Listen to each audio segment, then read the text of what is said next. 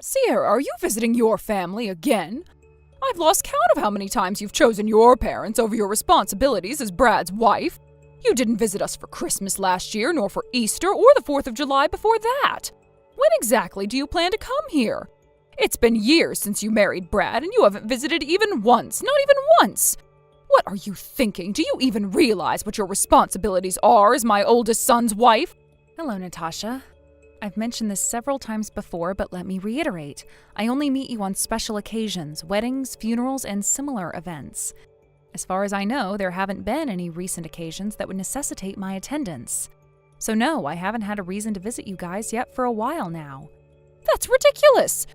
Just because Brad is stationed overseas doesn't mean you can completely neglect his family. Do you realize how selfish this makes you look? As my oldest son's wife, it is your duty to dedicate yourself to his family, especially his parents. This isn't about what you want, it's about tradition and respect. Are you forgetting why I stopped coming around in the first place? When Brad and I first got married, you immediately started criticizing me. You treated me as if I was some kind of project you could mold into your ideal version of a daughter-in-law. Brad had to step in and tell you to stop, right? Criticizing you? When have I ever done that? I was only trying to teach you the proper conduct of my oldest son's wife is all. Then let me ask you, what exactly does your version of proper conduct entail? Oh my, you mean you still don't know? Fine, since you seem so clueless, I'll explain it again, step by step. 1. An eldest son's wife must never disobey her mother-in-law. 2. An eldest son's wife must wholeheartedly dedicate herself to her husband's family. 3. An eldest son's wife must quit her job and focus entirely on her household. 4. An eldest son's wife must give birth to a male heir and cannot stop having children until she does. 5. An eldest son's wife must live with her in-laws and take care of them with genuine affection. 6. An eldest son's wife must take on all household chores after moving in. 7. An eldest son's wife must sever ties with her birth family and treat her husband's parents as her own. Now, does that clear things up for you? Those 7 points, they're not just unrealistic, they're impossible for me to follow. Excuse me? I'm someone who believes in voicing my opinions. Even if it's with my in-laws, I'll discuss differences of opinion thoroughly. If I see something wrong, I won't hesitate to address it. As for living together, Brad himself said it wouldn't happen. And regarding your retirement plans, Brad told me that you and his father have already decided to handle things independently. It's just something Brad said on his own. The traditional way is for the eldest son's wife to handle these responsibilities. I've been trying to convince Brad to understand that this is how things should be. Tradition or not, the idea that I must quit my job and cut ties with my family just because I married Brad is completely unreasonable. I love my career and I plan to continue working. And I'll visit my family whenever I feel like it. That won't change. You can't just dismiss tradition like that. And about your insistence on having a male heir, you're aware, I assume, that the baby's gender is determined by the father's chromosomes, correct?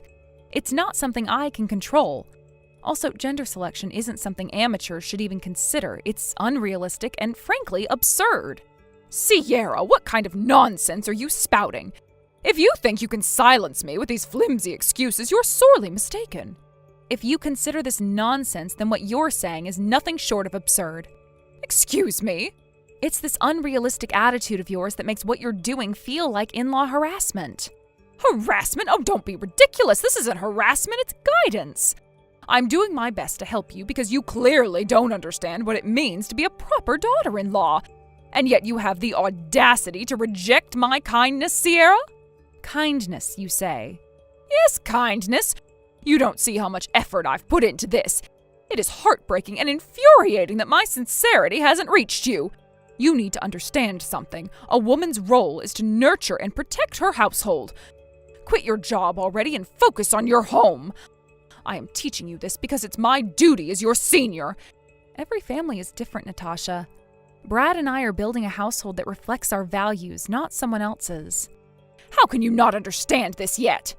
What you call guidance is nothing more than meddling in an attempt to force your beliefs onto me.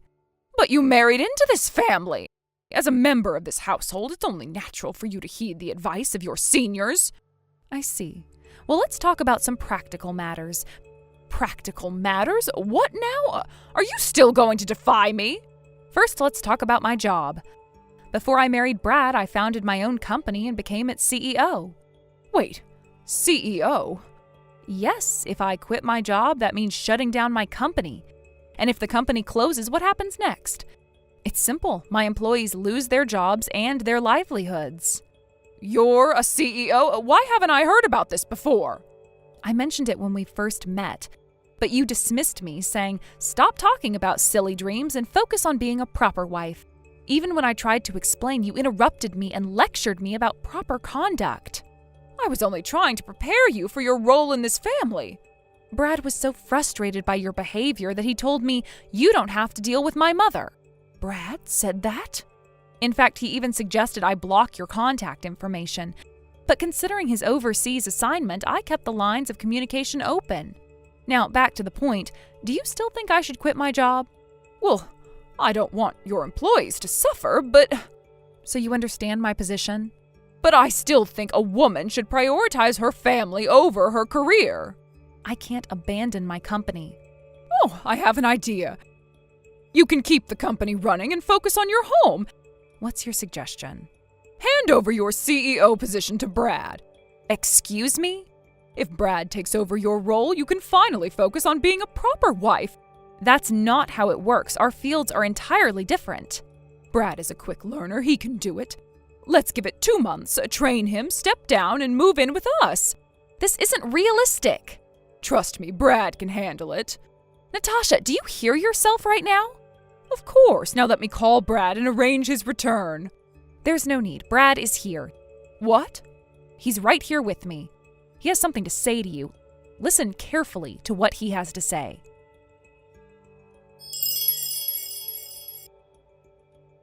Brad, when did you return to the U.S.?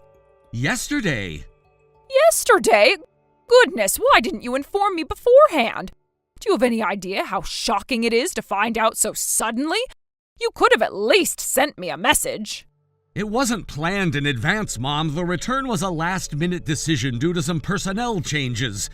This time it's just a temporary trip for meetings at the head office. I'll head back to my overseas post the day after tomorrow. That said, starting next month I'll officially move to a domestic position. Oh, I see. Well, in that case, you should submit your resignation to your current company as soon as possible. What? Resign? Why? You read the messages I exchanged with Sierra earlier, didn't you? Then you should already know you're going to take over as CEO of Sierra's company in 2 months, so you need to leave your current job right away and focus on preparing for that transition. Mom, are you serious right now? Do you even understand what you're saying? Of course I do. No, you don't! Mom, I've worked my entire life to get where I am now. Do you remember how hard I worked to land a job in my current field?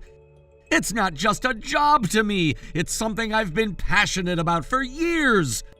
And now you're telling me to quit without any regard for what this job means to me? But Brad, think about it. You'd be a CEO. That's a once-in-a-lifetime opportunity. You'd earn a much higher income than you do now, and it would provide a sense of financial security for your father and me as we get older. Mom, Dad has already told me he has no intention of relying on us financially. He's planning to move into a retirement home when the time comes, and he doesn't want to be a burden on us. Oh, that's just your father being stubborn. I'll talk to him and convince him otherwise. No, Mom, there's no need for that. I support Dad's decision, and it's something we've both agreed on. What are you saying, Brad? I'm saying I've had enough of your meddling. You've been imposing your outdated views on Sierra from the start without ever listening to her side of things. And now you're trying to involve me in your absurd plan to take over her company? It's beyond unreasonable. Oh, but listen to me. No, Mom, you need to listen for once. Do you even know what kind of business Sierra runs? Well, not exactly. I only found out she was a CEO earlier today. Exactly. You've known her for years now, and yet you've never bothered to understand what she does because you've been too busy dismissing her accomplishments. Let me spell it out for you. Sierra's company operates in a highly specialized field. Most of the employees are skilled professionals with years of training and expertise. Highly specialized? What does that mean? It means her business requires a deep level of knowledge and technical skills. You can't just hand the reins to some random person, especially someone like me who has zero experience in that field. Running her company isn't as simple as you think it is, Mom. But surely, with enough training. No, Mom, it's not something you can just train for in 2 months. Sierra built her company from the ground up, and it's an extension of her skills, her vision, and her leadership. It's not the kind of thing that can be transferred to someone else, especially not on such short notice. Well, what exactly does her company do? I'm not telling you. Knowing you, you'd probably show up at her office and start interfering with her employees. Interfering? I would never. Yes, you would. And Sierra doesn't need that kind of stress right now. She's already dealing with enough thanks to your constant pressure. But Brad, she's the eldest son's wife. She has responsibilities to this family. Responsibilities? Mom, Sierra has gone above and beyond to show you respect, even when you didn't deserve it. She's tolerated your demands and tried to maintain a polite relationship with you, but you've done nothing but criticize her and push her into a mold that doesn't fit who she is. I was only trying to teach her the proper role of a daughter-in-law. No, you weren't. You were trying to control her. And guess what? Sierra isn't the kind of person who'll let herself be controlled. She's strong, independent, and capable. That's why I married her, and that's why she's decided to block your number from now on. Block my number? What are you talking about? The only reason Sierra hadn't blocked you before was because she didn't want to make it difficult for me to stay in touch with you while I was overseas. But now that I'm back, there's no need for her to put up with your nonsense anymore. You can't be serious. She is completely disregarding her role as the eldest son's wife. I won't allow this. Mom, stop. You don't get to allow or disallow anything. Sierra isn't a servant, and she's not obligated to follow your outdated ideas of what a daughter-in-law should be. But, Brad... No. I've had enough. Until you take responsibility for your actions and realize how much hurt you've caused, I'm not coming home either. Brad, don't be ridiculous. This isn't ridiculous, Mom. It's the result of your behavior. From now on, if you want to contact us, you'll have to go through Dad. That's the only way I'll consider maintaining any sort of relationship with you. You're being unreasonable. Unreasonable? No, Mom! Unreasonable is trying to ruin someone else's career and marriage because you can't let go of your outdated expectations. I hope you think long and hard about everything I've said. Goodbye. Brad, no, wait. Please don't block me. Brad!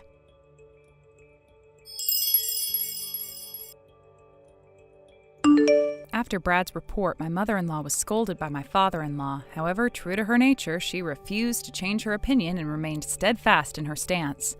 The truth was, there had been a long-standing disagreement between them regarding how they would handle their retirement years. Their visions for the future had never aligned, and this clash had been brewing for quite some time. It wasn't just a matter of minor differences, it was a deep-seated issue that had caused tension for years. But what happened next, however, was the turning point that neither of them had expected. In the heat of the moment, after a particularly heated argument, my mother-in-law decided to take a drastic step. She had been feeling increasingly unsupported and frustrated, and in a fit of anger, she pulled out a signed divorce form that had been prepared in secret. It was a last-ditch attempt to exert control over the situation, hoping that my father-in-law would change his ways if he were faced with the consequences of a divorce. However, her plan backfired. Instead of begging her to reconsider, my father-in-law took the opportunity to free himself from the years of stress and strife that had defined their relationship. The very next day, he took the signed form to the local government office and submitted it. My mother-in-law, who had been expecting a more dramatic confrontation, was left utterly stunned. What she had intended as a threat had quickly become an irreversible reality. There was no turning back now. She realized that her impulsive decision had effectively ended her marriage, and she was left with nothing but regret. It was a harsh wake-up call for her, and one that she wasn't prepared for. As soon as the divorce was official, the reality of the situation sank in. My mother-in-law had to leave the house where she had lived for so long, no longer able to stay in her marital home. She began scrambling for somewhere to go. It didn't take long for her to decide that her only option was to move in with us, my husband Brad and me. Without consulting us first, she sent over a shipment of her belongings, as though we had already agreed to take her in. This move, while bold, was also incredibly presumptuous. We were caught completely off guard by the unexpected arrival of her possessions. Brad and I stood there in shock as the delivery truck unloaded boxes of her things on our doorstep. There had been no warning, no prior discussion. She simply assumed that we would accommodate her without considering how this would affect our lives. We had our own routine, our own space, and the idea of suddenly opening our home to her felt overwhelming. Brad, ever the problem solver, wasted no time in addressing the situation. Instead of confronting his mother directly, he reached out to her older brother, the only remaining relative who might be able to offer any assistance. Brad explained the situation, outlining the difficulties of housing his mother and the implications for our family. His uncle, who had been dealing with his sister's behavior for years, wasn't particularly surprised by her actions. He was familiar with her stubbornness and understood the challenges she presented. However, he agreed to help. Brad arranged for the shipment of my mother-in-law's belongings to be redirected to her brother's house. The items were rerouted and the situation was resolved without much drama. But just as we thought the matter was settled, my mother-in-law arrived at our doorstep completely unannounced. It was as if she expected us to simply accept her into our home without any discussion. Brad, who had prepared himself for this possibility, calmly and firmly explained the situation to his mother. He told her that we were not in a position to take her in and that her belongings had already been sent to her brother's home. My mother-in-law was taken aback by this response. She'd clearly expected a warm welcome, but instead she found herself being turned away. It wasn't the outcome she had hoped for, and she was visibly upset. To avoid further conflict, Brad's uncle came over to personally escort my mother-in-law back to his home. It was a somewhat awkward and uncomfortable moment, but ultimately it was the best solution for everyone involved. We didn't want to completely shut her out, but we also needed to establish boundaries and protect our own family life. Now my mother-in-law lives at her brother's home, which has already passed into the hands of the next generation. The home is no longer truly hers. It now belongs to her nephew, and she occupies a small, isolated corner of the house. Her once commanding presence has diminished, and she now lives in a much more modest and humble situation. It's a far cry from the life that she once had, and I'm sure it's difficult for her to adjust to this new reality. Brad's uncle has said that she spends most of her time quietly, keeping to herself. She doesn't want to draw attention to her situation, and she seems to avoid conflict at all costs. But there's no denying that her life has dramatically changed. The woman who once ruled her household with an iron fist is now living on the fringes of her family, no longer the center of attention. It's a humbling experience, and I can't help but feel a sense of justice in how things have turned out. For years, my mother-in-law had been the source of much of the tension in our family. Her refusal to compromise and her ability to manipulate situations for her own benefit created many problems, especially with my father-in-law. Now it seems as though the tables had turned. She was the one facing the consequences of her actions. While I do feel some sympathy for her, there's also a sense of satisfaction in knowing that her behavior has finally caught up with her. Looking back, it's clear that my mother-in-law's life has been shaped by her refusal to bend or adjust to the needs of others. She's always been quick to judge and criticize, but now she's on the receiving end of the same treatment. It's a difficult lesson, but one that could potentially help her grow and change. Time will tell whether she learns from this experience or continues down the same path of self-centeredness and pride. As for Brad and me, the situation has taught us some valuable lessons about boundaries and family dynamics. We've learned that it's important to stand firm in our decisions, even when it's uncomfortable. We've also learned that we cannot sacrifice our own happiness and well-being for the sake of others who are unwilling to change or respect our limits. Our home is our sanctuary, and we must protect it from outside influences that seek to disrupt our peace. Moving forward, I hope that my mother-in-law can use this time to reflect on her life and the choices she's made. She has the opportunity to reinvent herself, but only if she's willing to let go of her past behaviors. It's not an easy path, but it's the only one that will lead to any sort of redemption. Whether or not she takes that path remains to be seen. For now, Brad and I are focused on our own future, one that is free from the drama and tension that has so often plagued our family. We've built a life together and we intend to protect that life. We've learned how to set boundaries and how to deal with difficult family situations in a way that preserves our own happiness. In the end, life has a way of evening the score. My mother-in-law's story is a reminder that actions have consequences, and sometimes the things we do come back to haunt us. While it's hard to watch anyone go through a difficult time, it's also important to remember that we all reap what we sow. My mother-in-law's downfall was a direct result of her own choices, and now she must live with the consequences. Brad and I are moving forward with our lives, undeterred by the challenges that have come our way. Our relationship has grown much stronger through adversity, and we've learned the importance of staying true to ourselves. This experience has taught us that no matter what happens, we must always prioritize our own happiness and well-being. This experience opened my eyes to how important it is to be firm in our decisions, even when it feels uncomfortable or difficult. For a long time, I feel like I've had to accommodate everyone, especially family. But now I understand that in order to protect what Brad and I have built together, we must prioritize our needs. After all, we're the ones living our lives, and we can't let anyone disrupt the happiness we've worked so hard to achieve. As for my mother-in-law, I can't say I feel much sympathy for her anymore. Yes, I acknowledge that she's going through a difficult time, but her own actions have led her to this point.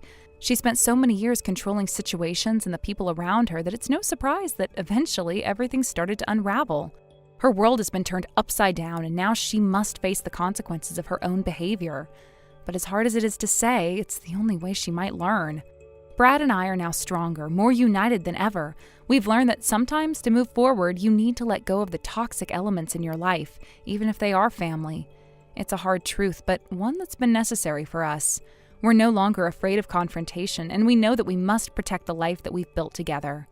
In the end, my mother-in-law's story is a lesson for everyone. Actions have consequences, and sometimes those consequences are inevitable. We can only hope that, in time, she learns to reflect on her past and make better choices for her future. Thank you for watching and listening. We hope you enjoyed the video. Don't forget to like this video and subscribe. Also, feel free to leave a comment about what you thought of the story. We look forward to seeing you at the next story. Thank you for watching. Please subscribe and hit the like button. See you next time.